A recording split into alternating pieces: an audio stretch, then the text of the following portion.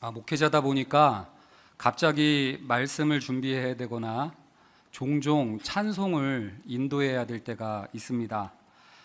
목회자라고 자판기처럼 톡톡 튀어나오는 게 아니기 때문에 갑자기 그런 일들을 부탁받으면 저도 심장이 뛰고 가슴이 두근거리면서 주께 의지합니다. 주여 적합한 말씀과 찬송을 주시옵소서 이렇게 속으로 기도하면서 주의 인도하심을 구합니다. 하루는 무역회사를 운영하시는 우리 순장님 회사에 가서 이렇게 있었는데 갑자기 찬송을 인도해야 됐습니다. 도대체 뭘 해야 될지 몰랐는데 주께 구했더니 떠오르는 생각이 피난처 있으니 환난을 당한 자 이리 오라라는 좋은 가사의 찬송이 떠올랐습니다. 주님 감사합니다. 이 찬양 좋겠다 해가지고 우리 순장님 회사에 주님이 피난처 되어달라는 마음으로 찬송을 시작했는데 시작하자마자 2절 가사가 눈에 띄게 됐습니다. 2절에 이런 가사가 있습니다. 천하의 모든 것 망하겠네. 세계 방방곡곡을 돌아다니면서 무역업을 하시는 회사의 사무실에 가서 천하의 모든 것 망하겠네라는 가사를 보는 순간 욕 나올 뻔했습니다. 젠장, 찬양하다 말고. 그래서 속으로 하나님한테 굉장히 원망이 들더라고요. 어떻게 이러실 수 있습니까? 왜 나한테는 피난처가 안 돼주십니까? 이렇게 하나님께 소리치고 싶었던 그 며칠 전에 사연이 좀 있었습니다. 여러분들도 아마 하나님께 소리치고 싶을 때가 종종 있으리라는 생각이 듭니다. 그러나 우리의 억울함과 우리의 안타까운 만큼 더 심각하게 소리치고 싶었던 사람이 오늘 우리가 읽은 본문에 나오는 욥이라는 사람입니다. 이 사람은 온전하고 정직하여 하나님을 경외하며 악에서 떠났다라는 인정을 받았던 사람인데 갑작스러운 고난 때문에 재산을 다 잃어버리고 10명의 자녀들 건강을 순식간에 잃어버렸습니다. 친구들과도 갈라지었고요. 심지어는 하나님과도 멀어질 판에 처해 있는 상황 가운데 있는 이야기가 욥입니다. 제가 생소한 욥기를 선정해서 걱정했는데 8월부터 시가서 성경 읽기가 시작된다니 하나님이 도와주시는 것 같아서 다행입니다. 여러분들 근데 이렇게 어려운 상황 가운데 욥이 도대체 왜 이렇습니까? 라고 항변하는 이야기가 사실은 욥기 3장부터 37장까지 길게 아주 지난한 과정으로 이 논쟁이 나오게 되죠. 거기에 보면 고난에 대처하는 세 가지 유형이 소개가 되어집니다. 첫 번째는 욥의 아내입니다. 욥의 아내는 하나님을 탓하면서 신앙의 울타리를 박차고 나가라 라는 스타일이에요. 한번 욥기 2장 9절에 보니까 이런 말씀이 있습니다. 그 아내가 그에게 말했습니다. 아직도 그 잘난 충성심이나 붙들고 있다니 차라리 하나님을 저주하고 죽어버려요. 이렇게 읽을 수 있겠죠, 여러분들. 역시 마누라는 무섭습니다. 예전 청년 사역할 때에도 하나님 탓하는 자매를 한 명 만난 적이 있습니다. 공동체 예배 때 익명으로 공개 질문을 던진 겁니다. 질문은 이렇습니다. 불신자와 사귀지 말라는 말씀을 믿음으로 지키다 결혼이 늦어졌습니다. 하나님이 너무하신 거 아닌가요? 하나님이 서운한 거죠. 믿음 지키다가 결혼이 못했다니까. 그래서 이 질문에 대해서 어떻게 할까 고심이 됐어요. 300명이 쳐다보는데 이걸 어떻게 답할까 그러다가 이렇게 답했습니다. 결혼이 늦어진 게 꼭 그 이유만은 아닐 수도 있어. 어떻게 해서든지 하나님 탓만 하고 떠나기보다는 신앙의 울타리 안에 잡고 싶었던 마음이었죠. 이렇게 우리는 고난이 오면 쉽게 하나님 탓하기 쉽습니다. 두 번째는요, 욥의 친구들 유형이 있어요. 이들은 신앙의 울타리 안에 내 탓이다, 너 탓이다 하면서 우리 탓으로 탓을 돌리며 신앙의 울타리 안에 길들이려고 하는 패턴을 가지고 있습니다. 우리 함께 4장 7절 한번 읽어볼까요? 욥기 4장 7절 읽습니다. 시작.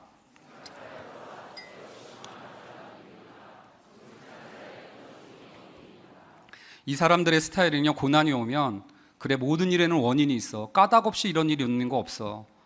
이 문제는 하나님이 원인은 아닐 테니 하나님은 언제나 오르니 내 잘못일 거야. 그리고 내 탓을 하든지 아니면 고난당하는 그 사람 탓을 하게 됩니다. 인과율이라고 부르죠. 그렇기 때문에 이 사람들은 따라오는 구절이 있습니다. 이래야만 한다라는 이야기를 달고 삽니다. 네가 죄를 졌기 때문에 당하는 거니까 그러므로 회개해야만 해. 이렇게 얘기를 합니다. 또 아까 그 말씀을 보면 알겠지만 죄 없이 망한 자는 없어요. 망한 자는 죄인과 늘 함께 가고요. 흥한 자는 의인과 늘 함께 갑니다. 흥하면 의인, 망하면 죄인. 딱 이분법적으로 갈라져서 이게 견고한 사람들이에요. 네가 지금 고난당하는 거 보니까 틀림없이 하나님께 저주받는 거고, 하나님께 저주받는 거 보니까 너는 틀림없이 죄인이야. 그러므로 너는 반드시 돌이켜야만 해. 이분법적인 생각으로 이 친구들은 욥을, 고난당한 욥을 또 정죄하고 재단하고 있는 장면들을 보게 됩니다. 세 번째 유형이죠. 욥입니다. 신앙의 울타리 안에서 하나님을 떠나지를 못해요. 하나님을 믿어왔기 때문에. 근데 또 한편으로는 네 탓이라고 얘기하는 친구들의 그 정죄도 자기한테는 맞지 않는 것 같아요. 그래서 욥은 신앙의 울타리 안에서 떠나지도 않고 하나님께 탄식하면서 소리치고 있는 게 욥기의 굉장히 중요한 내용입니다. 여러분들은 어떻습니까? 고난이 올 때 하나님 탓을 하고 신앙을 박차고 나가든지, 아니면 내 탓이야 그러면서 신앙의 울타리 안에서 기도해야지, 금식해야지 그러면서 길들여져 가고 있는지, 아니면 정직하게 하나님을 떠나지는 않지만 하나님한테 탄식하고 있는지를 욥기는 물어보고 있는 것 같아요. 근데 친구들의 논쟁 가운데 쭉 얘기를 들어보니까요, 친구들이 계속 인과율적으로 네 죄 때문이야, 회개해, 막 이런 식으로 욥을 찌릅니다. 의인이 고통당하는 법 없어, 틀림없이 네가 문제야, 이렇게 얘기를 하면서 욥을 위로하기는커녕 아프게 합니다. 그런 이분법적인 친구들의 조언 때문에 욥기가 욕기로 바뀌어요. 엄청 서로 욕을 해댔습니다. 심지어는 여러분들 빌닷이라는 사람은 이런 얘기를 합니다. 네 아들이 죽은 건 하나님의 저주잖아? 저주는 누가 받아? 죄인들이 받지. 틀림없이 네 아들들이 범죄했기 때문에 벌 받은 것일 거야. 이렇게 해서는 안 된 말까지 하는 게 수아 사람 빌닷이었어요. 그러면서 이 사람이 말을 잇습니다. 그러므로 너 하나님한테 돌이켜. 그러면 틀림없이 내 시작은 미약하였으나 내 나중은 심히 장대해질 거야. 많이 들어봤죠? 욥기 안 읽었지만 이 말씀은 알죠? 근데 우린 문맥과 상관없이 내 시작은 미약하였으나 내 나중은 창대하리라는 말씀을 그냥 좋으니까 그냥 식당마다 딱! 문맥 상관없어요. 이렇게 억울함을 당했던 때에 여러분들 욥기 31장 35절 말씀을 또 한번 같이 읽어보겠습니다. 읽습니다. 시작.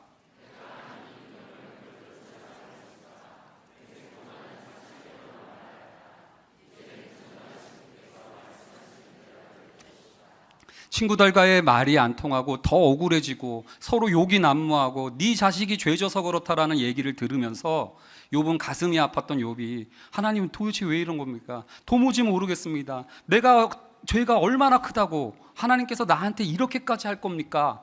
그러면서 탄식하다가 점점 그 사람의 탄식이 하나님 좀 나와 보십시오. 하나님 제 하소연 좀 들어보십시오. 하나님과 나 사이에 중재자가 좀 필요합니다. 어디 계십니까? 그러면서 하는 얘기가 바로 이런 말씀인 거죠. 친구들은 하나님에 관해 같은 말을 반복했던 반면 욥은 점점 하나님을 향해 부르짖고 있는 과정을 보여주고 있는 거예요. 그러다가 이 긴 과정이 통과하고 욥기 38장에 드디어 오랫동안 기다렸던 여호와께서 등장하십니다.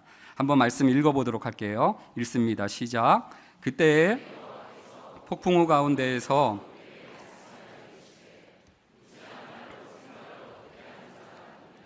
너는 대장부처럼 허리를 묶고 내가 내게 묻는 것을 대답할지니라.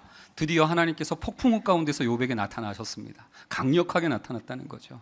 그래서 기대를 하고 있습니다. 감사하게도 이게 욥이 열심히 찾아서 발견했던 하나님이 아니라 하나님이 욥을 찾아오셨던 거였어요. 저는 성경 가운데 가장 아름다운 위로의 장면으로 꼽으라고 그러면 전 창세기 15장을 꼽습니다. 창세기 15장에 보면 아브라함이 전쟁터에서 죽을 뻔하고 와가지고 굉장히 두려움에 휩싸여 있을 때 하나님이 내가 너의 지극히 큰 상급이고 방패다라고 위로해 줍니다. 말만으로 근데 잘 안 풀리죠. 그러니까 하나님이 이때 아브라함을 그 탄식하고 있는 장막으로부터 이끌고 나오세요. 탄식하고 두려워하는 장막으로부터 이끌고 나와서 하늘을 보여주십니다. 그러면서 자, 하늘에 있는 별을 봐봐.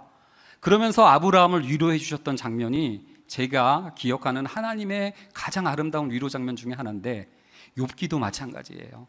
오랫동안 고난받고 있는 욥에게 하나님이 38장에 폭풍우 가운데 등장하더니 욥을 그 고난의 원망의 연매인에 빠져 있었던 욥의 장막으로부터 이끌고 밖으로 나가서 넓은 하늘과 땅과 바람과 별과 구름을 보여주면서 욥의 이야기가 시작됩니다. 하나님이 어떤 위로를 주실까 이렇게 제가 38장 39장을 연구해 봤더니 38장 39장에서 첫 번째 하나님이 욥에게 해주셨던 위로는 인과율적인 생각을 뒤흔드는 이야기들을 많이 하셨어요. 어떤 질문을 던지냐면 여러 질문이 있지만 제가 질문을 축약해 봤습니다. 이런 질문인 것 같아요. 첫째 질문은 다음과 같습니다. 정말 세상 이치에 대해서 너 다 알고 있는 거 맞니?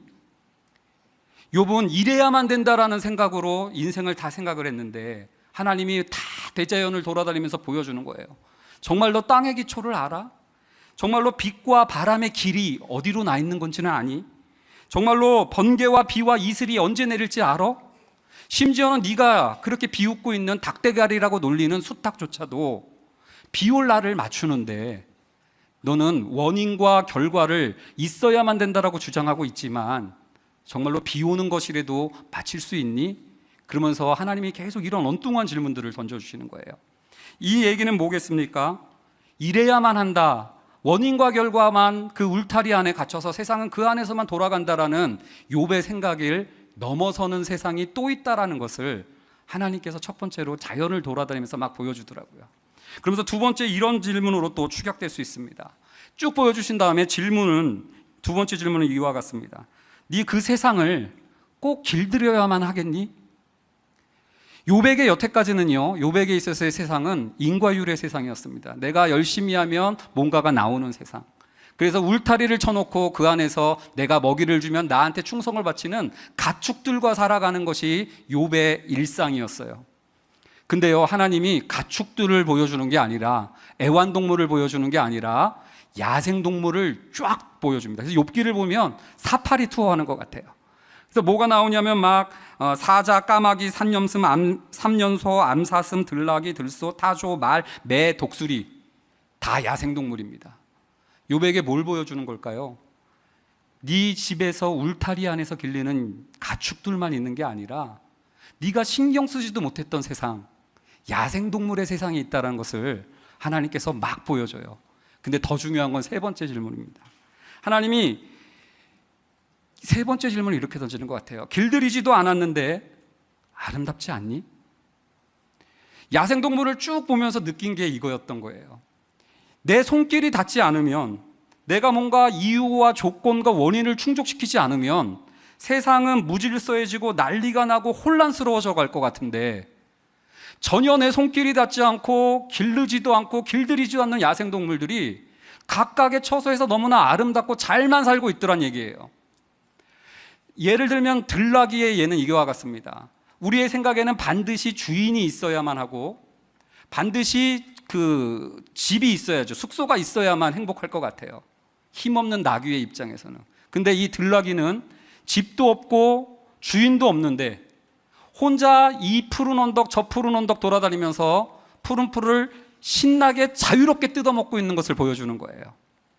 뿐만 아니라 우리는 새끼를 기르려면 반드시 모성애가 있어야 돼서 좋은 산후조리원을 보내고 좋은 산부인과를 다녀야 된다고 생각하는데 타조는 알을 낳아놓고 아무 데나 놓는데요. 전혀 알을 신경 쓰지도 않는데요.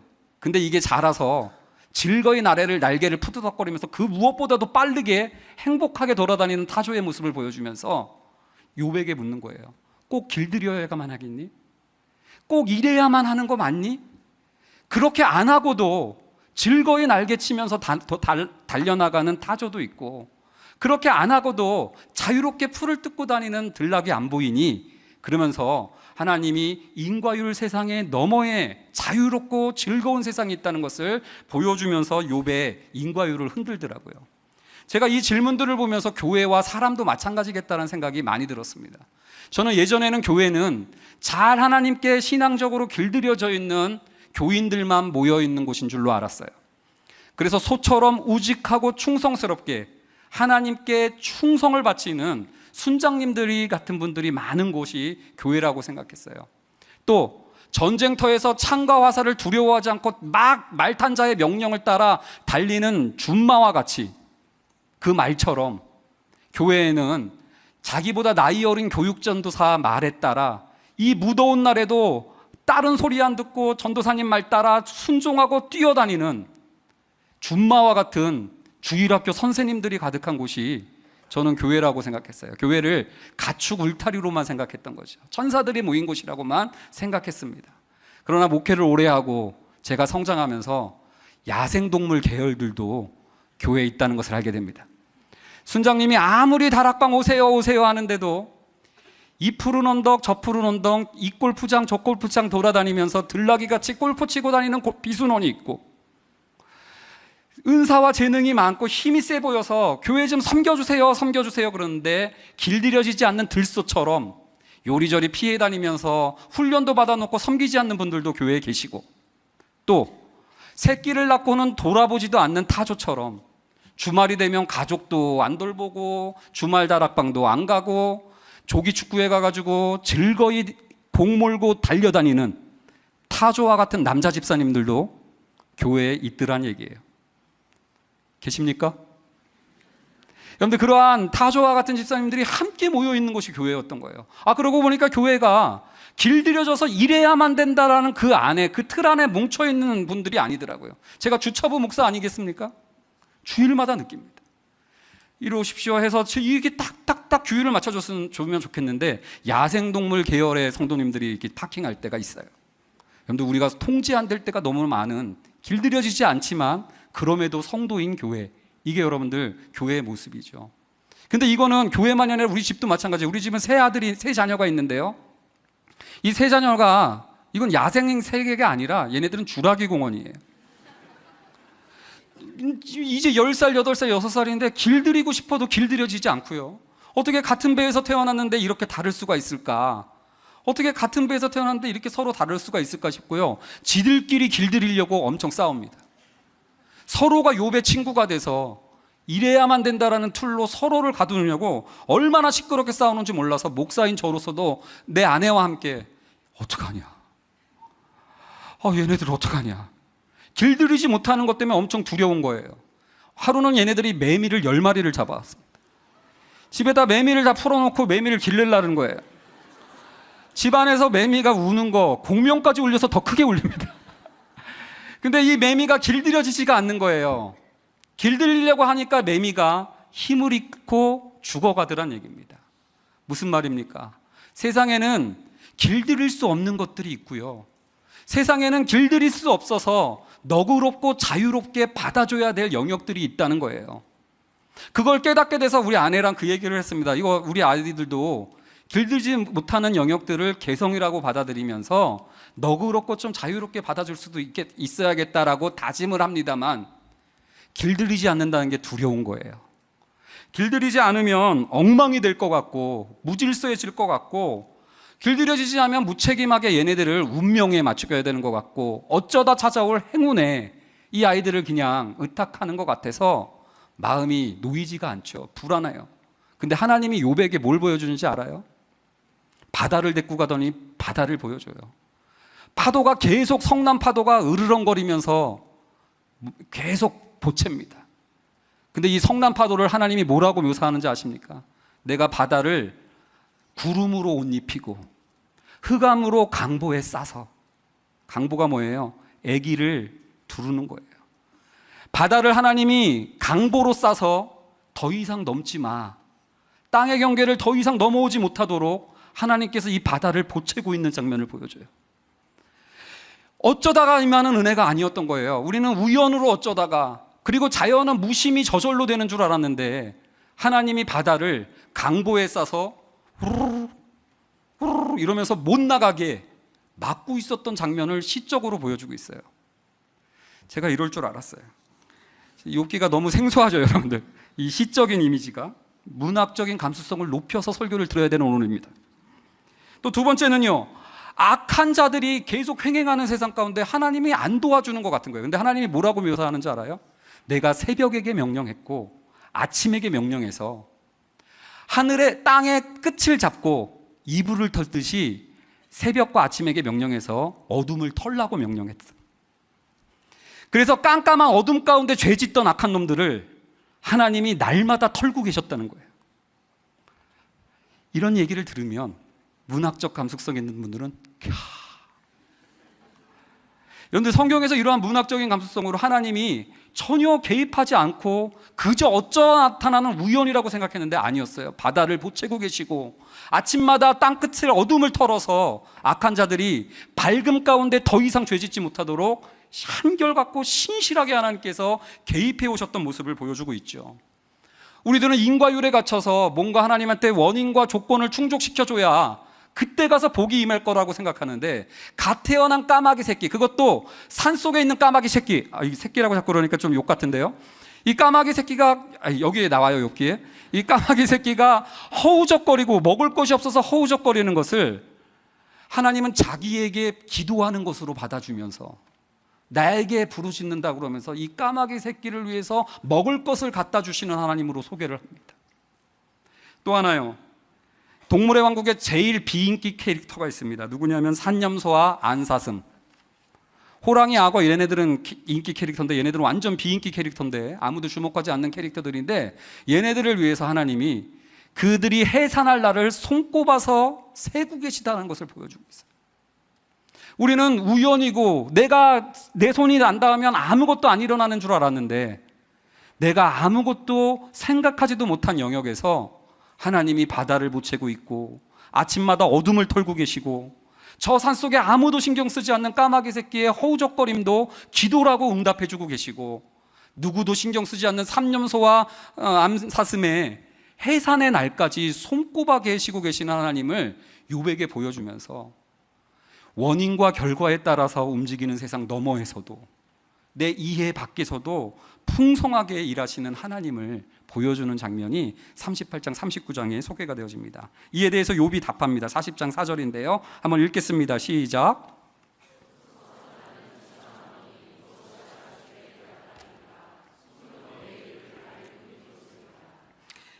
나는 비쳐나오니 무엇이라 주께 대답하리까.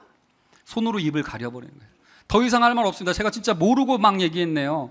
진짜 내가 모르는 영역이 이렇게 많았네요. 이래야만 한다라고 내가 고집했었네요. 저는 비천한 자입니다. 근데요, 그게 하나님이 바랬던 반응이 아니었어요. 그래서 하나님이 6, 7절을 다시 한번 얘기합니다. 6, 7절 같이 읽습니다. 그때 여호와께서 폭풍우 가운데서 욥에게 일러 말씀하시되 너는 허리를 묶고 내가 내게 묻겠으니 내게 대답할지니라. 그 마치 영화에 보면 신적인 존재가 아우라를 펼칠 때가 있지 않습니까? 마치 이때 폭풍 가운데서 하나님이 두 번째로 나타나서 욥에게 아우라를 쫙 펼친 것 같아요. 비천하다고 그러면서 내가 뭘 아나요? 그럴 때 하나님이 아우라를 폭풍 가운데서 쫙 펼치면서 마치 이렇게 얘기했어요. 하우링이 나야 돼요. 너는 대장부처럼 허리를 묶고 내게 답하라. 별 생쇼를 하죠. 막 이러고 있는 거예요. 그러면서 두 번째 40장에서 41장의 하나님 발언이 막 시작이 돼요. 이때 여러분들 희한한 괴물이 나옵니다. 베헤못과 리오야단이라는 이상한 괴물이 등장을 하는데요. 이 괴물의 특징이 뭐냐면 옛날 성경에는 하마와 악어로 번역이 됐어요. 그래서 좋은 성경책, 제 성경책이 좋은데 밑에 보면 각주로 1돼 있고 하마로 볼 수도 있음 이렇게 돼 있어요. 제발 성경책 사실 때 이런 각주 있는 거 사시지, 뭐 분홍색이라든지 뭐 얇대든지 짝대든지 이런 성경책 사지 말기 바랍니다. 여러분들, 이 하마나 악어로 번역됐던 이 베헤못과 리오야단, 좀 하마와 악어를 과장되게 묘사하고 있는 듯한 장면이 등장합니다. 그러나 또 어떤 사람들은요, 하마와 리오야단이 아니라 고난과 죽음을 관장하는 초자연적인 괴물, 신화적인 동물로 해석하는 사람들도 있어요. 그 당대에 뭐 옛날 이야기 같은데 내려오던 신화적인 전설의 동물, 베헤못과 리오야단이라는 동물인데, 이 끔찍하고 흉측한, 누구도 그 앞에 설 수 없는 이러한 짐승을, 악동들을 하나님이 만드셨다는 얘기예요. 이게 여러분들 그동안 욥이 갖고 있었던 이분법적인 세계관을 뒤흔들기 시작합니다. 하나님은 천사랑 예쁜 것만 만드는 분이고, 이런 베헤못과 리오야단 같은 것은 아수라 백작이나 사탄들이 만드는 영역 아니겠습니까? 근데 지금요, 희한한 장면이 펼쳐져요. 하나님이 길들일 수 없을 뿐만 아니라 무섭기까지 한 흉측한 괴물을 하나님이 만들었다는 거예요. 그리고 이 만들어 놓고 하나님이 그 괴물을 기뻐하고 즐거워하고 자랑스러워해요. 베헤못을 만들어 놓고는요, 40장 19절에 그것은 하나님이 만드신 것 중에 으뜸이라 최고다라고 얘기를 하고요. 리오야다는 41장 12절에 내가 그것의 지체와 그것의 큰 용맹과 늠름한 체구에 대하여 잠잠하지 않겠다라고 얘기하면서 자랑스럽게, 우리 생각에는 불량배들이고 깡패들인데 그것들을 만들어 놓고 자랑스러워하는 하나님을 보여주는 거예요. 이게 이분법적인 세계관을 갖고 있는 우리들에게는 너무나 낯섭니다. 우리의 입장에서는 선은 하나님의 것이고 악은 귀신의 것이고, 하나님은 형통함을 관장하는 거고 공고함은 사탄이 관장하는 거고, 근데 지금 하나님이 뭘 보여주는 거예요? 아름다운 자연뿐만 아니라 야생짐승뿐만 아니라 이 괴물도 내가 만들고 기뻐하고 있다라는 이분법을 뒤흔드는 이야기를 해주는 거예요. 그러고 보니까 전도서엔 이런 말씀도 있습니다. 형통함과 곤고함을 병행케 하셨다. 이 말은 하나님이 형통함만 주는 분이 아니라 공고함도 주는 분이라는 거예요. 제가 여러분들 표정 보니까 뭔 소린가 싶어서 예를 하나 들겠습니다. 교역자 회의 시간을 오픈하기가 이게 좀 두렵긴 한데요. 오픈하겠습니다. 저의 치부지만 이찬수 목사님이 교역자 회의 때 엄청 세세요. 그래서 하루는 막 와가지고 얼굴 붉히시면서 내가 우리 부교역자들을 참치급으로 길러야 되는데 다들 잡어들이라고, 잡어들밖에 못 길렀다고 그러면서 막 가슴을 치시면서 막 안타까워 하시는 거예요. 그래서 부목사들 한 명 한 명 막 지목하면서 이름을 부르면서 어떻게 생각해? 넌 잡어야 참치야. 조 목사 잡어야 참치야. 잡어입니다. 옆에 김 목사 잡어야 참치야. 잡어입니다. 정 목사는 잡어입니다. 그러고 있는데 나한테 이 목사 너는 잡어라고 하기에는 그동안 목사님이 우리한테 너네들은 영적 장교다 맨날 이렇게 격려했는데, 내가 여기서 또 잡어라고 그러면 목사님이 힘들 것 같고 싫어서 잡어라고 하기는 싫고, 그렇다고 또 내가 또 참치라고 하기에는 내가 또 한 게 뭐라고 참치라고 하겠나 해서 걱정이 드는 거예요. 그러다가 나도 모르게 그 중간에 어정쩡한 걸 얘기했습니다. 고등어인데요. 그날 작살났습니다. 그날 작살나고 저는 완전 온 교역자들 앞에서 회처진 느낌을 받았죠. 사실 목사님이 그 말씀하실 때 여러 생각을 하고 있었습니다. 내가 그래 참치일까 잡어일까 이걸 생각하다가 꼭 둘 중에 하나여만 할까? 참치기만 하면 계속 교만하고 우쭐거릴 것 같고, 그렇다고 잡어이기만 하면 그동안 내가 해온 것들은 아무것도 아니고, 잡어이기만 하다면 나는 늘 패배주의에 사로잡혀서 살아가는 거 아닌가? 그러면서 내가 꼭 둘 중 하나여만 할까? 그러면서 이 어정쩡하게 그럼 그 가운데 어떤 존재가 없을까? 그때 목사님이 이 목사는 어떻게 생각해? 그래서 나온 게 고등어. 근데 혼난 다음에 그 다음에 떠오른 거예요. 아 맞다, 이게 꼭 둘 중에 하나여만 되는 게 아니었구나. 네 목사님, 저는 100% 잡어입니다. 그래서 너는 끝까지 지금도 계속해서 노력해야 될, 저는 100% 잡어입니다. 그러나 목사님, 저는 또 동시에 100% 참치입니다.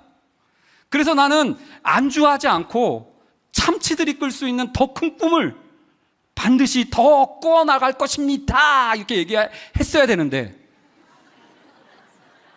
혼난 다음에 떠오른 거죠. 목사님이 부르더라고요. 너 왜 고등어라고 얘기했니? 그래서 그때 이 얘기하니까 목사님이 근데 이 얘기는 교리적으로도 마찬가지예요. 교리적으로도요, 우리를 하나님은 100% 죄인이라고 얘기해요. 그래서 끝까지 두렵고 떨림으로 구원을 이루어가야 됩니다. 그러나 동시에 우리는 100% 의인이에요. 아무도 흔들 수 없는 나의 구원으로 우리는 더 큰 영광을 소망할 수 있는 자가 되었음을 믿으시기 바랍니다. 근데 우리는 의인이 아닌 것 같으면 나는 죄인이야, 이런 이분법에 너무 익숙해서 고난의 문제를 이렇게 대하는 거예요. 형통하면 하나님의 축복이고 고난이면 하나님의 저주고, 이 이분법이 돼버린 거예요. 근데 하나님이 베헤못과 리워야단을 통해서 욥을 위로하는 겁니다. 형통할 때에도 100% 하나님의 축복 맞아. 그러나 형통함도 100% 저주일 수 있어. 반대로 고난 100% 하나님의 심판일 수 있어. 그러나 동시에 기억해야 돼. 고난조차도 100% 하나님의 축복일 수 있다. 여러분들, 우리는 고난 가운데 인과율과 이분법적인 사고에 젖어서 이 두 가지를 병좀 못 시켜서 고난당하면 그냥 낙심하고 끝내버리고요. 힘들면 탓을 하게 됩니다. 하나님 탓을 하거나 아니면 자기 탓을 하거나. 그러나 하나님은 고난에 시달려 있는 욥에게 인과율을 넘어서 내 탓도 아니고 하나님 탓도 아니고 길들이지 않는 세상을 하나님이 다스리고 있는 것을 신뢰케 유도하고 있었고요. 이분법적으로 이거야만 한다라는 그 생각을 넘어서서 실패해도 100% 축복이 될 수 있음을 기억하면서 이렇게 욥을 이끌고 있어요. 그러면서 더 나아가서 이런 얘기를 하는 겁니다. 베헤못과 리오야단처럼 두렵고 길들일 수 없는 고난과 죽음이 사실 우리 가운데 너무 가까이 있어요. 언제 죽을지 모르고 언제 병들지 모르는 베헤못과 리오야단이 사실 우리 주변에 꿈틀거리고 있습니다. 그들은 길들일 수 없을 뿐만 아니라 너무나도 두려운 존재들이에요. 근데요, 하나님이 얘네들을 아무리 우리 가까이에 있다 해도 그것들이 마음대로 우리를 삼키지 못하고 있다는 것을 보여줘요. 하나님께서 그 코를 꿰고 계시고 사람들은 그것을 길들일 수 없지만 하나님은 새를 가지고 놀듯 베헤못과 리오야단이라는 괴물을 부리십니다. 그러면서 더 나가요. 욥에게 이 말씀을 들려줘요. 40장 15절 말씀 한번 읽겠습니다. 시작.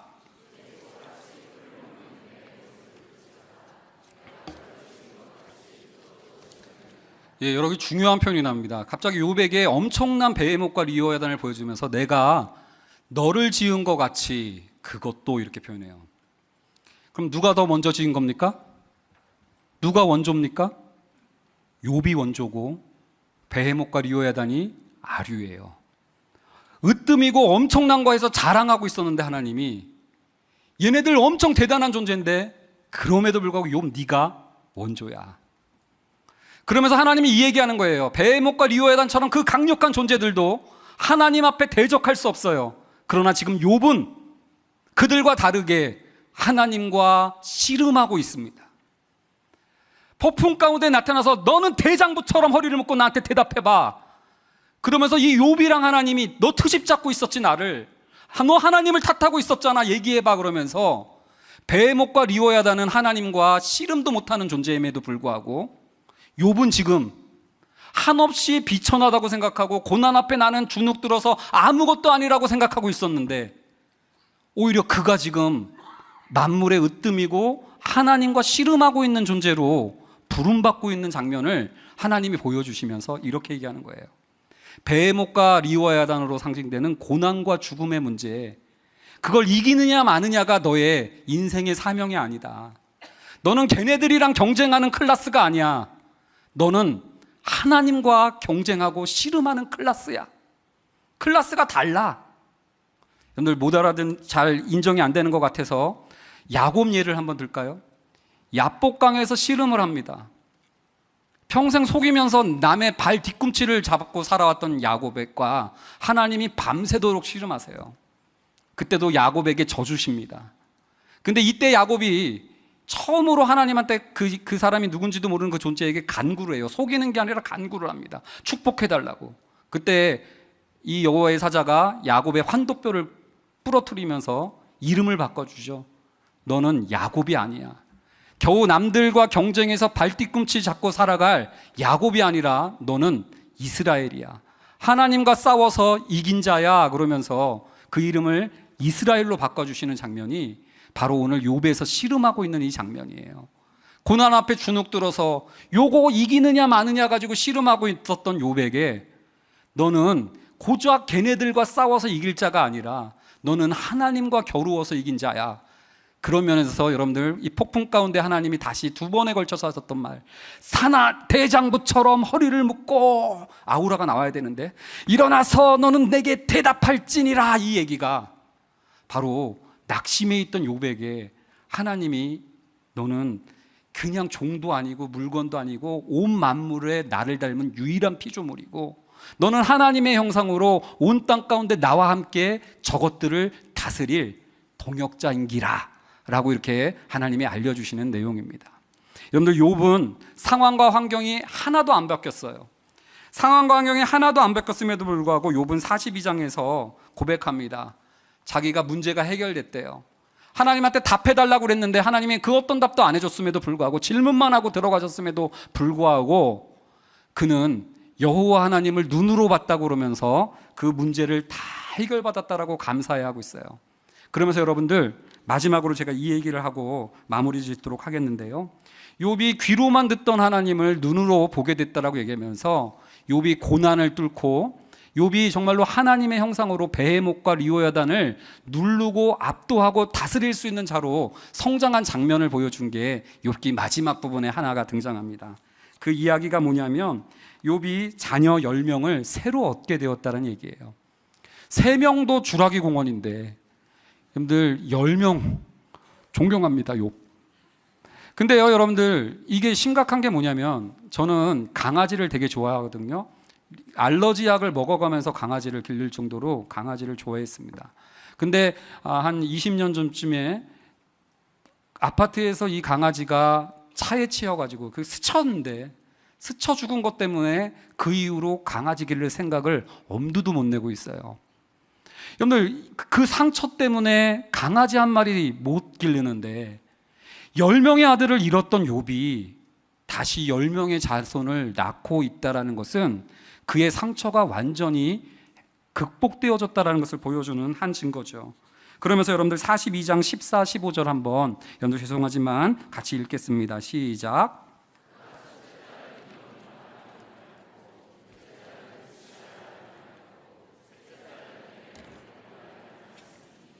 모든 땅에서 욥의 딸들처럼 아리따운 여자가 없었더라. 그들의 아버지가 그들에게 그들의 오라비들처럼 기업을 주었더라.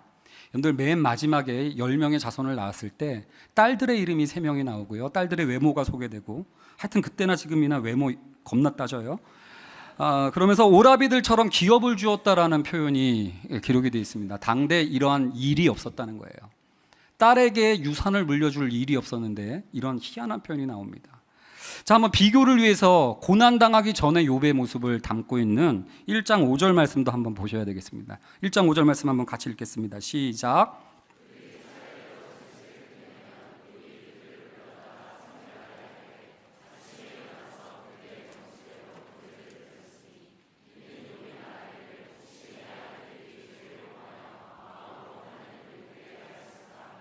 예, 여기 보세요. 마음이 급해서.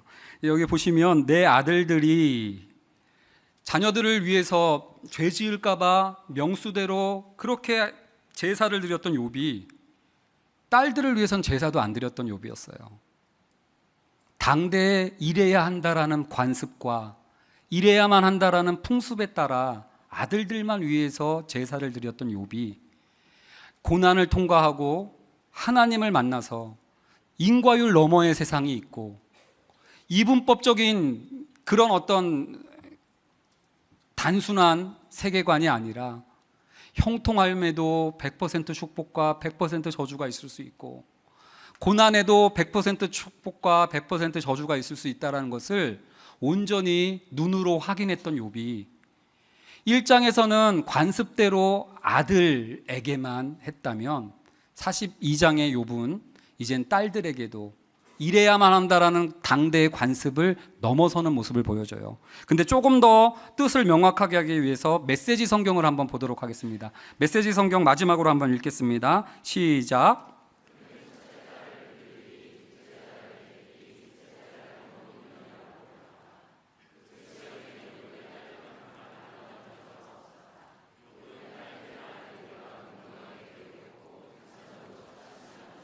여러분들 이게 중동 지역에 수천 년 전에 기록된 문건입니다. 아들들과 동등하게 딸들을 대우하고 있고 유산도 똑같이 나누어 줬습니다. 이래야만 한다는 생각을 넘어선 거죠. 근데 딸들의 이름이 더 압권입니다. 여미마이라는 뜻의 이름은 비둘기였어요. 딸을 비둘기처럼, 여러분들 요즘 닭둘기라고 하죠. 아무데나 돌아다녀요. 자유롭게 돌아다니는 이 비둘기처럼 이 딸을 이래야만 된다라는 울타리 안에 가두지 않고 길들이지 않는 영역대로 자유롭게 기르는 욥의 모습을 보여주고 있고요. 그 씨야 이름이 계피예요. 늘 나무 껍질을 가지고 나타나는 그 개성 있는 향기를 풍기면서 다니는 계피. 이름이 좀 그렇긴 해요. 계피야. 막내딸 이름은 또 뭐예요? 계란 합북이에요. 계란 합북. 히브리어로 굉장히 이상하죠. 계란 한 판 같기도 하고. 근데 얘 이름의 뜻이 눈 화장품이라는 거예요. 검은 눈이라고 했는데 눈 화장품이래요. 마스카라 아니면 아이섀도우. 이 막내딸이 아마 사춘기 말괄량이처럼 화장대에 앉아서 엄마 화장품 막 바르고 하고 있는 전문 용어로 날라리 같은 아이. 근데 이 아이를 있는 그대로의 모습으로 아리따고 당대 어떤 딸들보다도 이뻐하는 욥의 모습으로의 변화를 보여주고 있는 성경. 이게 여러분들이 8월부터 읽어나갈 욥기의 스토리라고 이연사 강력히 주장합니다. 여러분들 이것을 통해서 우리가 혹시 인과율의 틀에 갇혀서 서로 탓만 하고 있는 새 친구처럼 살아가고 있는 것은 아닐지, 형통함 아니면 고난을 이분법적으로만 생각해서 요거 아니면 다 의미 없는 거라고 생각해서 주변을 피곤하게 하고 얼거매고 있고 옥죄고 있는 새 친구로서 살아가고 있는 것은 아닌지, 아니면 욥처럼 하나님을 향하여 이야기하면서 더 크신 하나님을 신뢰하게 되고 하루도 빠짐없이 신실하게 바다를 달래시고 악한 자들을 날마다 새벽을 명해서 어둠을 몰아 털어냈었던 이 하나님의 신실하심을 믿고 우리의 자녀들과 우리 교회에 길들여지지 않는 사람들을 너그러움과 자유로움으로 대해줄 수 있는 그런 분들, 이 지점이 바로 귀로 듣던 하나님이었던 성도들이 눈으로 보게 되는 하나님을 믿는 성화의 방향이고 우리가 가야 될 길인 줄로 믿습니다. 그래서 여러분들의 가정이 그 넉넉함과 풍성함과 야생이지만 생동감 있고 길들여지지 않지만 너무나 창의적이며 정말로 위험해듯이 보이고 불안해 보이지만 생각보다 영광스러운 대자연의 아름다움을 우리 주변에 널리 확산시켜 갈 수 있었으면 좋겠습니다. 오늘 우리 같이 좀 찬양하길 원하는데요. 주가 보이신 생명의 길이라는 찬양입니다. 폭풍우 가운데 나타나셔서 눈으로 보게 하셨던 주님처럼 우리의 영안이 열려져서 인과율을 뛰어넘는 하나님, 이분법을 뛰어넘는 하나님을 함께 찬양했으면 좋겠습니다. 주가 보이신 생명의 길, 주가 보이신 생명의 길, 나 주님과 함께 사랑방을 드리며 주님 앞에 나가. 나의 의로움이 되신 주, 나의 의로움이 되신 주, 그 이름 예수. 나의 길이 되신 예수, 나의 길이 되신 이름 예수. 내가 헤아리지 못하고 있을 때에도 오직 그가 하시나니, 내가 곤고할 때도 나를 단련하신 후에 내가 납득이 되지 않던 그때에도 내가 정금같이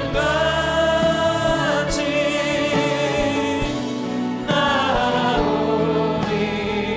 나의 길 오직 그가 하시나니, 나의 길 오직 그가 하시나니, 나를 단련하신 후에 내가 정금같이 나오리라. 저는 오늘 말씀 준비하면서 굉장히 많은 반성과 회개를 좀 했습니다. 길들여지지 않는 것을, 그러한 지체들을, 그러한 사람들을 참 못 견뎠었구나. 이래야만 된다라는 틀 안에서 주변 사람들을 너무나 힘들게 하고 있었구나. 오히려 우리 주님은 오히려 우리 주님은 우리를 길들이지 아니하시고 새 친구로 다가오신 게 아니라 욥의 자리에서 우리와 함께 고난 받아주시고 까닭 없이도 우리를 사랑해 주시고 곤고할 때도 100% 형통함을 이야기해 주시는 분이 우리 주님이신 줄로 믿습니다. 이 시간 그러한 주님이 폭풍 가운데서 나타나셔서 말씀해 주셔서 주의 길을 보여주셨던 것처럼 주님, 저에게도 주님의 길을 보여달라는 마음으로 우리 다시 한번 찬양하고 합심으로 기도해 나가도록 하시겠습니다. 주가 보이신 생명의 길,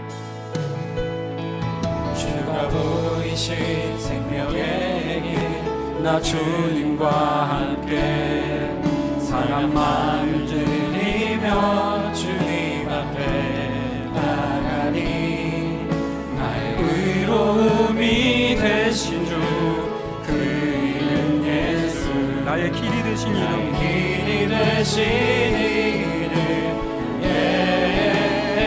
내가 모르던 그 길을 주님 아십니다.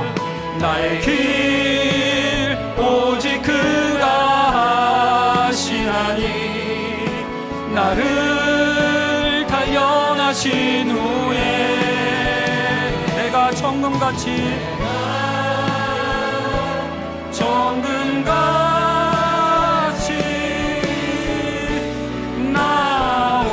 나의 길 오직 그가 하시나니, 나의 길 오직 그가 하시나니, 나를 단련하신 후에 대장부처럼 허리를 묶고 일어나서 정금같이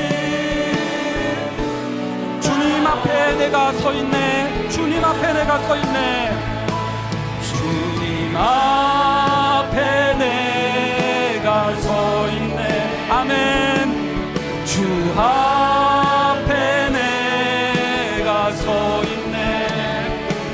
주는 거룩하신 하나님. 그 폭풍우 앞에 다시 쓰겠습니다. 주님 앞에 내가 서 있네. 주님 앞에 누가 너가 비천하다고 그랬어. 그러면서 달려오신 주님 앞에 씁니다.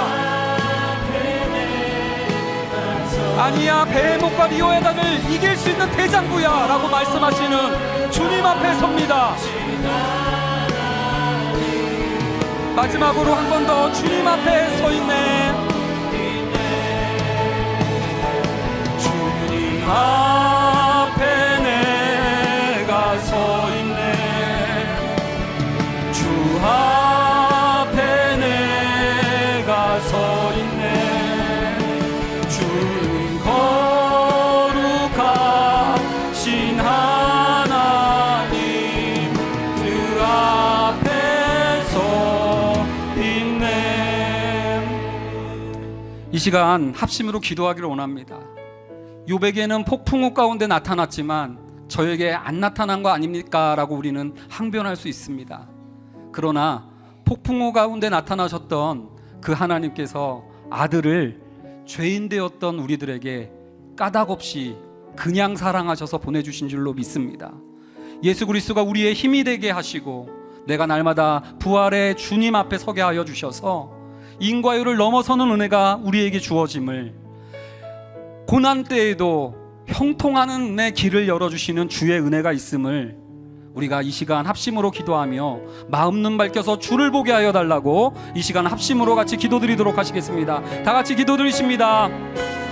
사랑의 하나님, 아버지 하나님이여, 저희들의 어두운 눈을 밝혀주시고, 아버지 하나님이여, 하나님의 관에서만 이야기하는 자들이 아니라 아버지 하나님을 향해 부르짖을 줄 아는 저희들 되기를 원합니다. 아버지 하나님이여, 이 땅 가운데 모르는 것들도 너무나 많은데 아버지 하나님이여, 내가 마치 모든 것들을 아는 자처럼, 아버지 하나님, 내가 모든 것들을 헤아릴 수 있는 자처럼, 아버지 하나님, 교만하게 하나님을 탓하거나 다른 사람들을 탓하며 아버지 하나님이여, 주님을 비슷하게 했던 우리들은 아닌가 모르겠습니다. 주여, 우리에게 지금 새 힘을 허락하여 주시고, 아버지 하나님, 주의 이름 앞에 아버지 하나님 대장부처럼 허리를 묶고 다시 일어설 수 있는 저희를 낼 수 있도록 붙잡아 주시옵소서. 하나님이여, 우리가 이 땅 가운데 가난과 부와 고난과 싸워가는 자들이 되는 것이 아니라 사람이 무엇이간데 우리를 하나님보다 조금 못하게 하시고, 아버지 하나님, 정말 우리를 이렇게 높여주시나이까라고 이야기할 수 있는 아버지 하나님이여, 그런 은혜로 새 힘 얻고 돌아갈 수 있는 저희를 낼 수 있도록 우리 하나님이여 역사하여 주시길 원합니다. 하나님, 우리가 그분 앞에 서 있습니다. 아버지 하나님, 욥이 만났던 하나님 앞에 우리가 서 있음을 보게 됩니다. 내 생각보다 크신 하나님, 내가 구하거나 생각하는 것에 떠넘치도록 역사하시는 주님, 아버지 하나님이여, 지금 우리에게 말씀해 주시도록 있게 하여 주셔서, 아버지 하나님이여, 정말로 귀로 듣던 하나님이 아니라, 아버지 하나님이여, 같은 말만 반복하며 힘없는 엘리바스의 하나님이 아니라, 아버지 하나님이 욥의 하나님이 되어지게 도와주시고, 하나님이여, 있는 그들의 모습, 길들여지지 않는 모습을 비둘기야 계피야 검은 누나라고 불러주며, 아버지 하나님이여, 수용주고 너그럽게 받아줄 수 있는 자들 낼 수 있도록 아버지 하나님이여 역사하여 주시옵소서. 아버지 하나님이여, 그러한 긍휼이 하나님의 우리들 가운데 임할 수 있도록 아버지 하나님이여 인도하여 주시옵소서.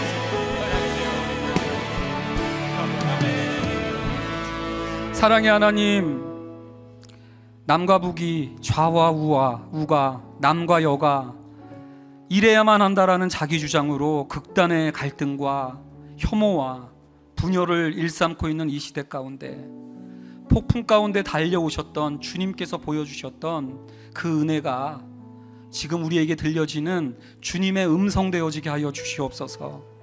있는 그들의 모습, 길들이지 아니하고 이래야 된다는 내 생각과 다른 존재들을 만날 때에도 그들을 섭리하고 계실 하나님을 기대하며 비둘기야, 계피야, 검은 누나라고 너그럽게 불러줄 수 있는 분당 우리 교회 모든 교우들 될 수 있도록 하나님 우리에게 그 마음과 그 심령을 허락해 주시고, 이 교회에서 귀로 듣던 하나님이 아니라 눈으로 보는 하나님을 믿게 되는 그런 거룩한 변화가 나타날 수 있도록 하나님 함께하여 주시옵소서. 감사드리며 예수 그리스도의 이름으로 기도드립니다. 아멘. 다 같이 자리에서 일어나셔서 우리에게 나타나신 예수 그리스도를 찬양하면서 우리 달려나가도록 하겠습니다. 찬송가 96장 예수님은 누구신가 같이 찬양 드리시고 나가겠습니다.